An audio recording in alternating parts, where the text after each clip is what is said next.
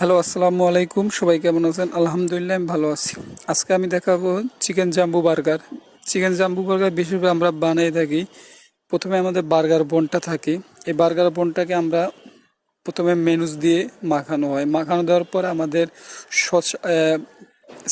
শসা এবং টমেটো এবং পেঁয়াজ দিয়ে স্লাইস করে কেটে তারপর উপরে বিছিয়ে দেওয়া হয় এই বার্গারের বনের উপরে। তারপর আমরা বিশেষভাবে একটু মেনুস দিয়ে থাকি যাতে বার্গারটা দেখতেই হয়, খেতেও ভালো মজা। তারপর আমাদের উপরে চিকেন জাম্বু বার্গারের সস থাকে, মানে চিকেন যে থাকে চিকেন দেওয়ার পরে আমাদের চিজ দেওয়া হয়।